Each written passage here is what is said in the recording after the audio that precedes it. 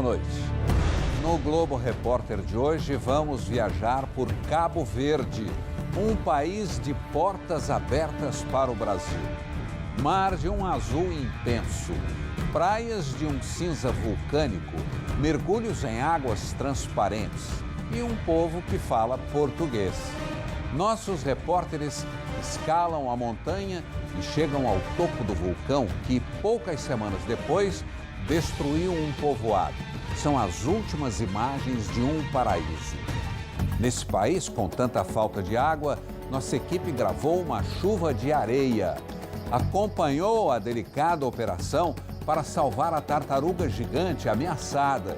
Encontrou o homem que teve 46 filhos e testemunhou um momento emocionante. 30 anos depois, um pai reencontra a filha que deixou no Brasil.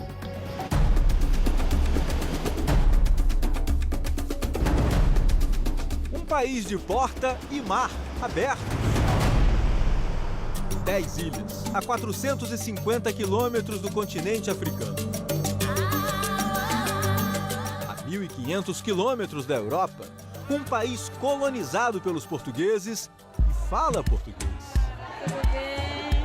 Tem tomate, tem batata doce.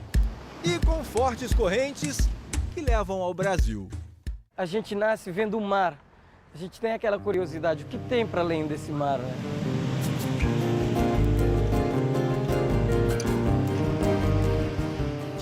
Mil cabo-verdianos vivem no país. 1 milhão de cabo-verdianos vivem em outros países. É uma compulsão que nós temos, algo que nos obriga, de facto, a passar a linha do horizonte e ver o que é que está mais longe. Voltamos sempre, porque no fundo é aqui que a felicidade está. É preciso ir para ter o prazer de voltar. Vão, mas voltam, como as ondas.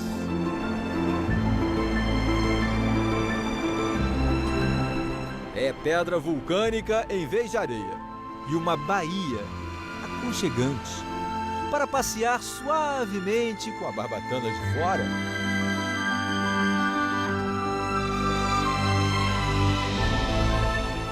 Quem viaja pela longa estrada do Atlântico encontra abrigo em Cabo Verde, o arquipélago do ir e vir para muitas espécies.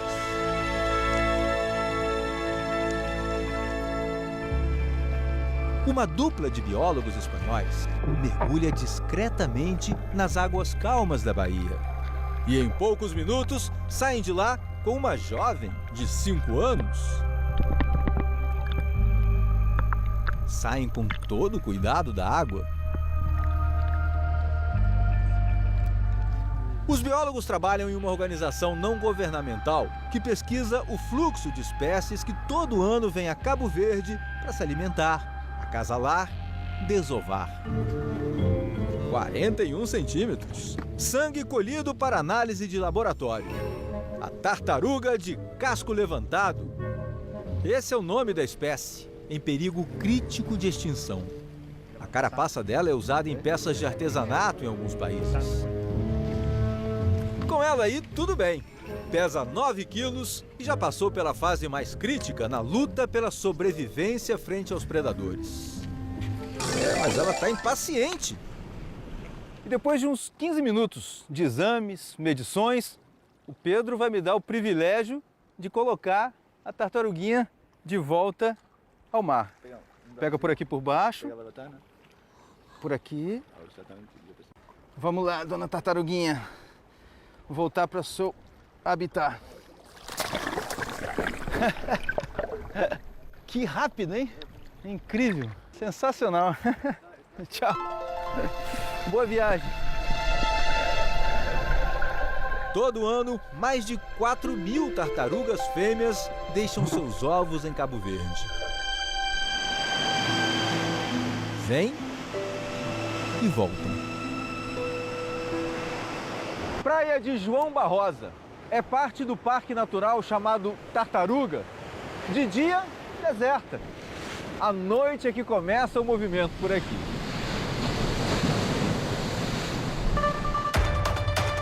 Seguimos com os pesquisadores até um acampamento que serve de base para os biólogos.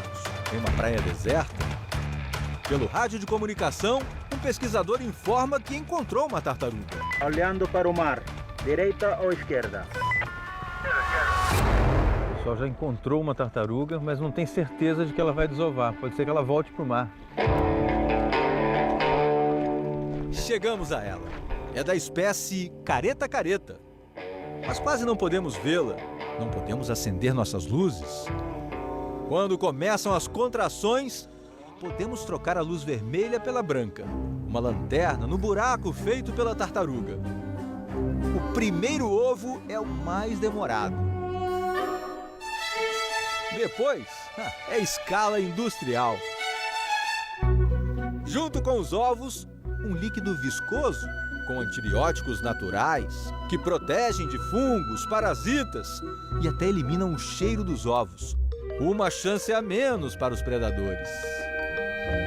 Parecem bolinhas de ping-pong. Depois de tampar bem o terreno, a tartaruga inicia o trabalhoso caminho de volta ao mar. Fora dele é só uma vez por ano para a desova e olhe lá. Agora são os pesquisadores que cavam novamente o buraco, tiram os ovos e os alinham em fileiras de 10. Deu um quadradão bonito, 94 ovos, levados a uma área cercada que eles chamam de berçário. Aqui estão em condições seguras para o período de 45 a 70 dias de incubação. Os biólogos agora permitiram que eu pegasse aqui, com a minha própria mão, um ovinho, porque ele, num primeiro momento, ele é muito resistente, eles explicaram. Embora ele não seja muito rígido, não, olha. A gente aperta aqui, olha, ele cede, mas ele suporta muito bem o peso, inclusive uns dos outros, né? Dentro do buraco, da areia. Portanto, ele precisa ser muito resistente nesse primeiro momento. Uma fase mais adiantada desse processo, pequenos cabo-verdianos estão prontinhos para iniciar sua aventura no mar.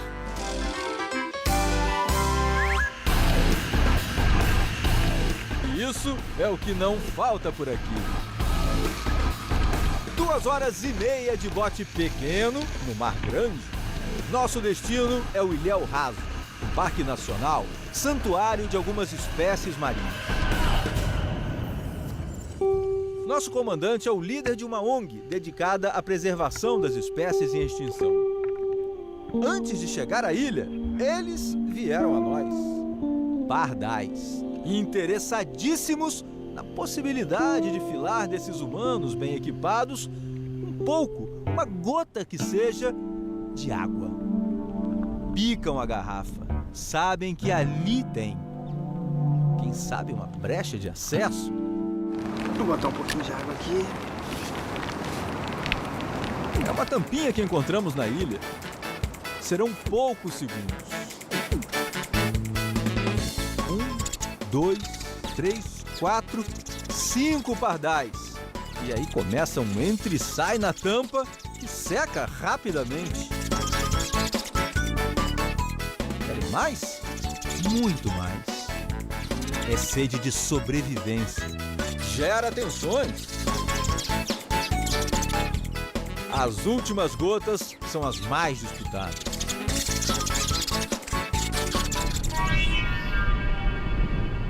Tanta água ao redor, mas este é um país dramaticamente seco. A imagem fala por si. O calor que se desprende do chão pedregoso é o retrato da aridez. São pelo menos 9 meses no ano sem uma gota de chuva. Um país sem nascentes de água doce. Água do mar, dessalinizada e oferecida à população. Mas não é de graça, não. A casa é da prefeitura. Lá dentro, torneira aberta, cada galão é enchido pelo equivalente a R$3. Água é carência crônica em Cabo Verde, desde sempre. A esperança sempre vem de cima. Há nuvens negras no horizonte. A possibilidade de chuva. O sol não nos traz alegria, mas um tempo fechado, pesado, quente, é motivo para todo o cabo-verdiano subir. A chuva mexe com o imaginário do povo cabo-verdiano. Que prazer em abrir o guarda-chuva. Longe de incomodar o bebê, a rara chuvinha fina é um deleite para a população.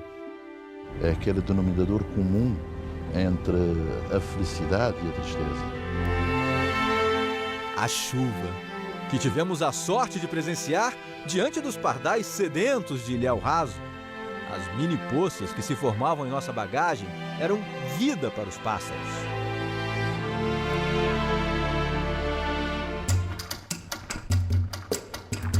Seguimos com os biólogos explorando a ilha, famosa por uma espécie de ave que só se multiplica aqui, a cagarra de Cabo Verde.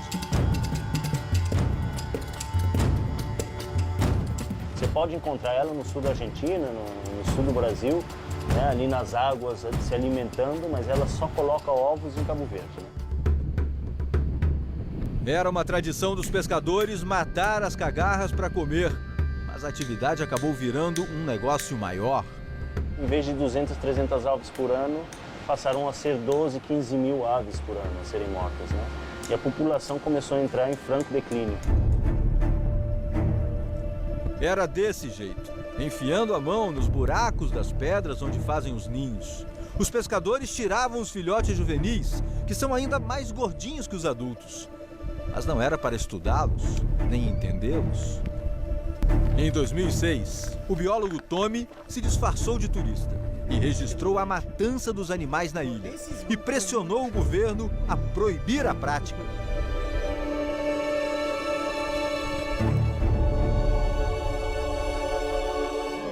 Conseguiu. A população de cagarras voltou a crescer. Hoje, mais de 10 mil casais fazem seus ninhos em paz. Nos acomodamos numa das cavernas vulcânicas da ilha, onde o papai de uma família tomava conta da casa. Tommy nos falava sobre a aridez que assola o país, mas ele seria interrompido. Bastante de subsistência. Olha quem chegou aí, olha só quem chegou aqui. Chegou a mamãe. Olha só, a mamãe chegando. Opa! O Ilhéu Raso vai aos poucos recuperando o equilíbrio e a harmonia, apesar da escassez de água. Chove o tempo todo, mas não é de água que falamos. Muito pelo contrário, é deserto. Chove areia.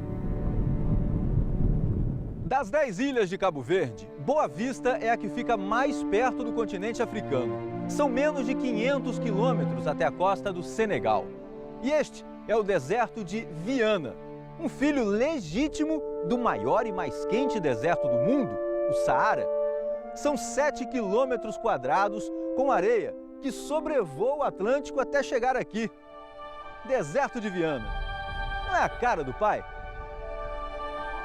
Um pequeno Saara, de desenhos ondulados, um galho ou outro fincado na areia, seco.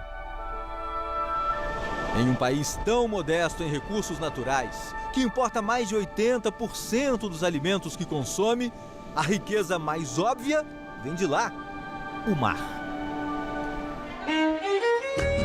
Garopa, pica, vidião, moreia, lula, variedade. Peixes desfilam pelas ruas à procura de comprador. Foi pescado quando? Hoje. Olha o tamanho desse dourado. Quem vê assim imagina uma situação de fartura, de facilidade de trazer do mar peixes tão grandes. Foi-se o tempo. Aos 68 anos, a mão segue firme no controle do barco. É o seu Armando. É meio-dia.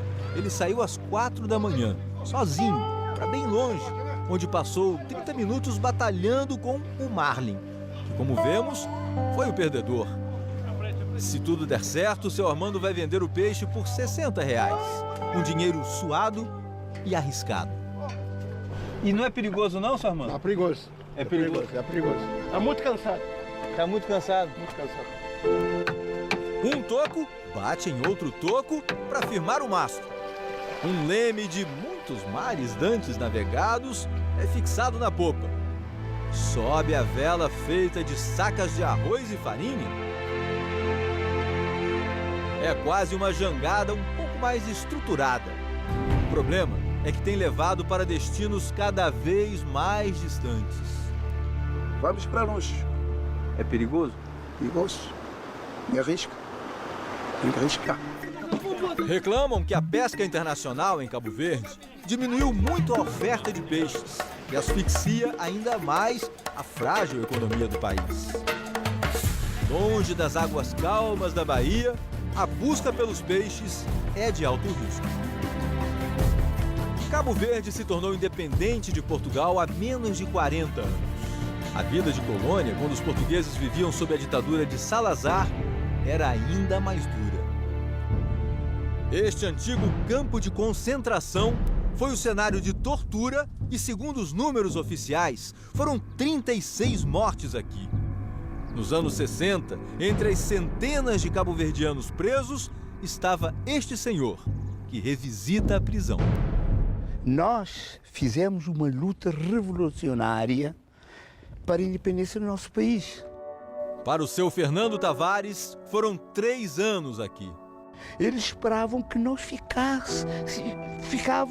devíamos ficar a chorar. Nós enfrentávamos a polícia assim, de cara, faça o que quiser. Não tínhamos medo de morrer. O som ainda é aquele típico som de cadeia. Tudo aqui remete à perda, dor, sofrimento. E o Sr. Fernando aceitou voltar ao campo de concentração, sem ódio, sem rancor. O velho militante não desaprendeu a sorrir, não. Para o seu Fernando, manter o campo de concentração é lembrar a vitória sobre ele. No corredor onde estão as fotos de alguns presos políticos, seu Fernando aparece sorrindo. A síntese de um país cheio de histórias cruéis, mas que não perde o sorriso e o bom humor. Um povo que aprendeu a ser solidário para sobreviver. Um país que oferece um mar padrão Caribe aos turistas e mergulhos cheios de cores e de vida, como podemos confirmar.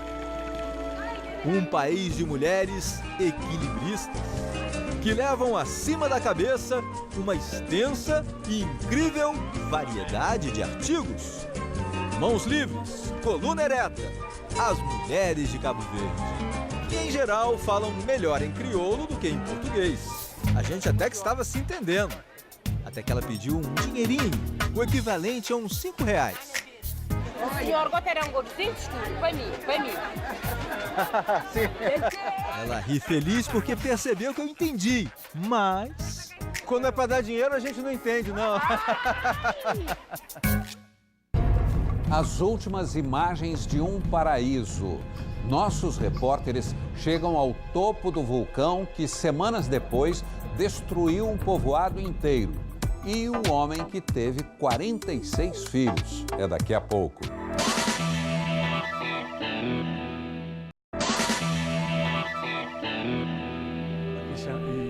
Chamava-se...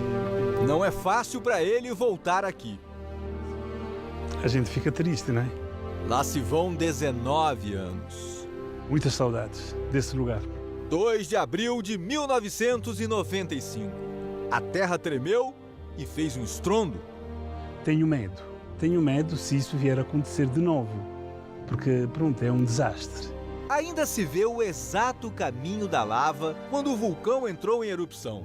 Ela avançou sobre um pequeno povoado e tudo o que sobrou foi a entrada da varanda da casa do seu Neves. E 3 quartos, não é? Havia um quintal grande, havia uma cozinha. A erupção de 95 espalhou lava por boa parte da imensa cratera do vulcão, ativo, sabemos, chamado Vulcão do Fogo. Seu Davi e os vizinhos perderam tudo. Mas não é que viraram o jogo? Sim, tá bonito. Chegam aos montes, às toneladas, verdes e pretas, de muito boa qualidade, as uvas do fogo. Seu Davi é hoje o presidente da cooperativa de vinho, que deu vida à então arrasada Chã das Caldeiras. Equipamentos doados por uma ONG italiana, financiamento da comunidade europeia. O projeto envolve o povoado inteiro. Houve um desenvolvimento extraordinário aqui nessa comunidade, não é? Só na última safra foram 203 toneladas, todas de pequenos produtores que se espalham pela caldeira do vulcão. Os vinhos aqui. Doce, hein? Doce, sim. Muito doce, muito doce. É o verde sobre o chumbo. 1.800 metros acima do nível do mar, na cratera do vulcão ativo, onde quase não chove, plantam-se frutas que viram doces na cooperativa. Não há água encanada. Energia elétrica só com geradores. Os vinhos são envelhecidos em barris italianos, mas não renegam sua origem vulcânica. O vinho do fogo. O nosso vinho é um vinho melhor do mundo, não é? Pode nem ser, seu Davi, mas a origem dele é das mais interessantes do mundo. Mesmo no calor, esse solo vulcânico tem características muito peculiares. Libera pouca evaporação, mantém a umidade. E as uvas são cultivadas sem aquelas sustentações das parreiras que a gente conhece. Aqui é planta rasteira mesmo, até porque venta muito na região. E as uvas, olha só, praticamente encostam nas pedrinhas vulcânicas. Todo mundo admira isso. Aqui é um milagre. É um milagre.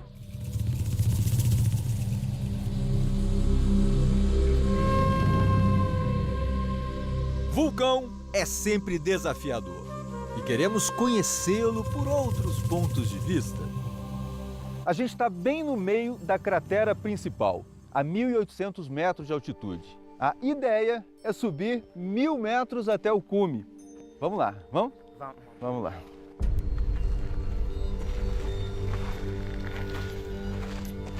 Vemos a pequena Chã das Caldeiras. Conforme subimos, o povoado vai se transformando em pontinhos brancos na imensidão da cratera. Lá estão os vinhedos. Nuvens vão ficando para baixo. Subimos.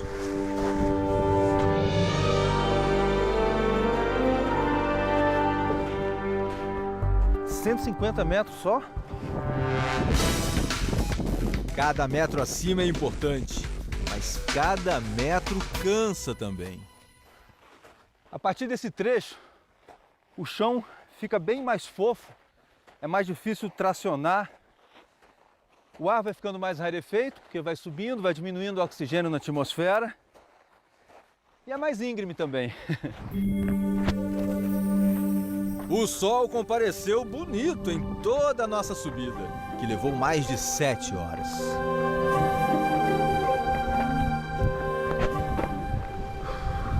No topo da cratera, a quase 2.900 metros de altitude, a fumarola com gases de enxofre nos lembra que o vulcão segue em modo ativo.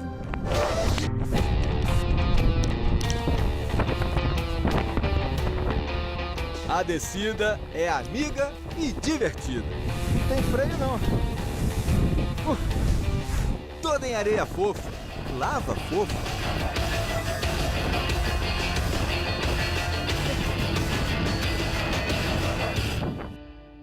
A gente vinha subindo, conversando, e a gente vai conhecendo uns aos outros também um pouco. Acabamos descobrindo que o Vanilson, um dos nossos guias, tem uma família relativamente grande. Quantos irmãos você tem, Vanilson? 45 irmãos. 46 irmãos, aliás. 45 irmãos. Com você, Sim. 46? Sim. Do mesmo pai? Sim, do mesmo pai. Então, esse vulcão é mesmo um fenômeno de fertilidade? Fala aí o nome dos seus irmãos. Todos. Amadeus, Fátima, Lolita, Sílvia, Cleusa. Ok, Vanilson. Se deixar, a gente nem termina a descida do vulcão. E o que mais queremos é conhecer o pai de 46 filhos. Dá licença, seu Fatim? Tudo bem? Tudo bom? Ele nos recebe na maior simpatia. A família é grande, né? É muito grande, sim. 46. 46. Senhor Caetano, ou Fatinho, para os muitos íntimos. São 5? 5 mulheres, sim. A minha primeira mulher tem 22 filhos. É muito. Hoje ele mantém relação com apenas 3 das 5 mães de seus filhos. Estamos na casa da esposa mais antiga, Dona Maria, a dos 22 filhos com Fatinho. Prazer. É encabulada. A senhora imaginava ter tantos filhos assim? Imaginava que ia ter tantos filhos? Seu Fatinho explica que todas as famílias dele vivem na mesma rua. 6 filhos moram em Portugal, outros tantos também mudaram de cidade, mas a maioria segue em Chã das Caldeiras, o milagroso topo do Vulcão do Fogo. Quando seu Fatinho faz contas, é conta de multiplicar.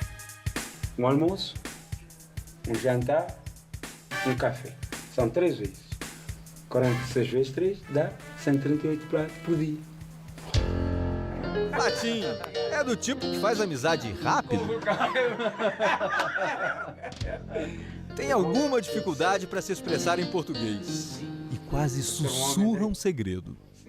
Eu tenho dificuldade. Só porque eu gosto muito de mulher. Mas é mulher que não tem compromisso. Só mulher que não tem compromisso. Sim, a mulher que tem compromisso somos amigos. Chã das Caldeiras, o povoado do seu Fatinho, foi quase todo coberto pelas lavas. Algumas semanas depois de nossas gravações, o vulcão voltou a entrar em erupção. Ninguém morreu, porque a lava avançou lentamente. Mas acabou com 2 igrejas, uma escola e a cooperativa de vinho. O medo do seu Davi se justificava. Mas esta é uma comunidade acostumada a virar o jogo, lembra? Para voltar a ser a terra da uva, a terra das fertilidades.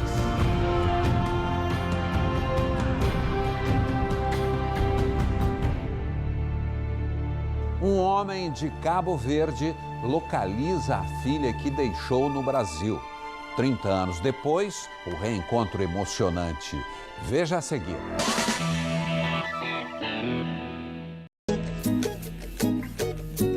Africanos, mas com muitos pontos em comum com a gente.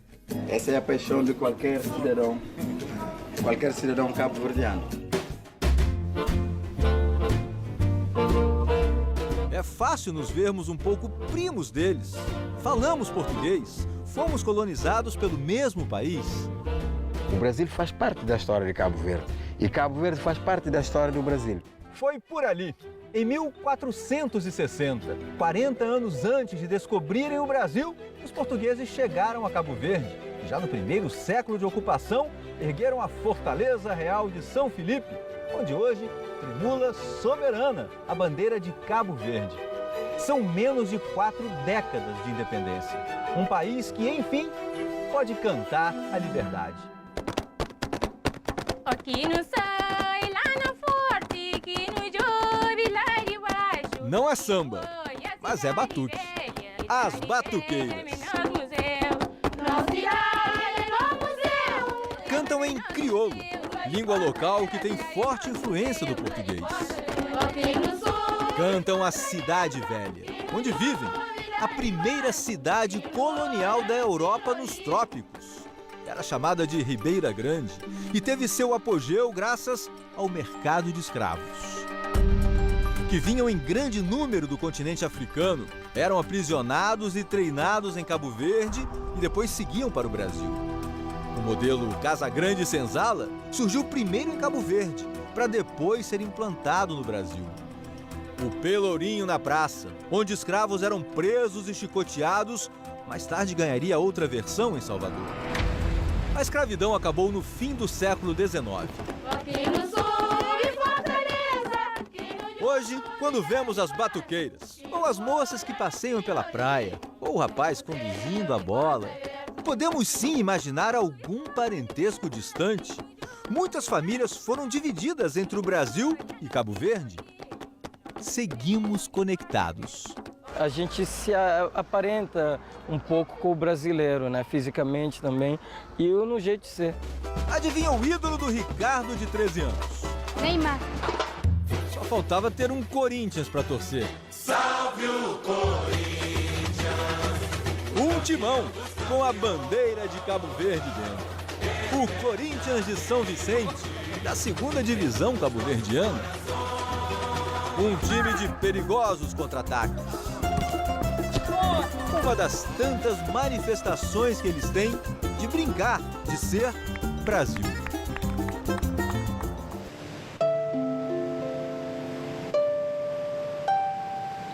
Para o seu Theo, o Brasil é nostalgia.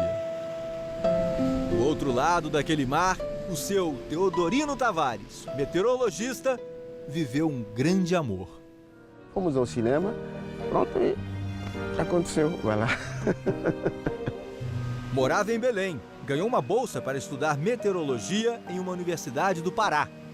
E mais do que isso. Um dia desse aparece lá uma moça linda, bonita, pronto, eu me apaixonei por ela. Theo e Lúcia. Foram 2 anos juntos, mas o visto dele acabou. Ele precisava trabalhar em Cabo Verde e não tinha recursos para levar Lúcia e a filha. Dia 3 de março de 84. Eu lembro desse dia como se fosse ainda hoje, né? A filha, Clementina, tinha 6 meses de vida no dia em que seu Theo se separou dela. Eu chorei abraçado à mãe. Enfim, não foi nada fácil. Foi uma coisa um bocadinho violenta, digamos assim. Ele passou a mandar uma pensão até que o dinheiro começou a ser devolvido. Ele achou estranho. Pois fiz uma carta. A carta foi também por endereço que ela tinha, mas a carta voltou tempos depois com a etiqueta endereço desconhecido. A partir daí eu fiquei perdido. Lúcia sumiu e não deixou pistas para seu Theo, que também se casou, teve outros 5 filhos, mas sempre com a esperança de reencontrar a filha brasileira. Rezei muito. Rezei muito e Deus me ouviu. No início do ano, uma das filhas dele em Cabo Verde conseguiu localizar Clementina numa rede social. Seu Theo estava no trabalho quando o telefone tocou. Pai, eu encontrei a minha irmã. Bom, nessa altura, eu não consegui trabalhar mais. Quando eu vi a foto, então eu explodi no choro, chorei como uma criança. Professor Theo gastou o que tinha de economias. Comprou passagem até Brasília, onde mora a filha, e começou a se preparar para a viagem.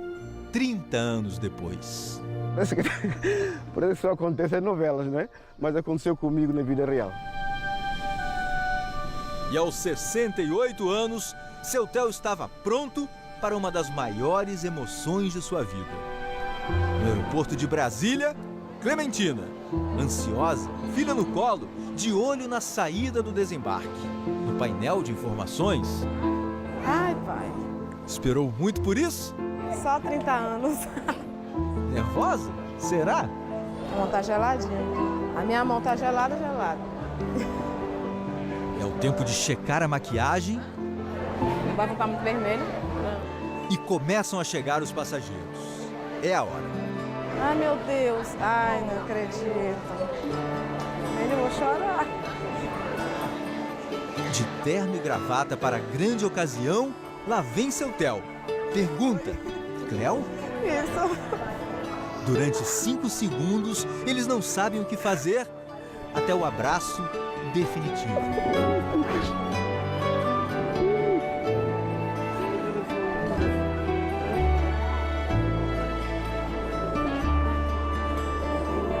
Saíram juntos do aeroporto. Clementina, as 2 filhas e o vovô Theo, que passou 1 mês em família no Brasil. A história de Cleo e Theo é um símbolo a metáfora de uma relação entre dois países, Cabo Verde e Brasil. Desde os tempos da escravidão, baseada na saudade de quem saiu de sua terra, como os africanos do continente de outrora e que viraram cabo-verdianos e brasileiros de várias gerações, misturados, mestiços, miscigenados, parecidos. Se existe parentesco entre países, o nosso é de primeiro grau. Este foi o nosso último programa deste ano. Na próxima semana, Glória Maria e eu esperamos você na retrospectiva 2014. Fique agora com o último capítulo de Dupla Identidade. Uma boa noite e até sexta.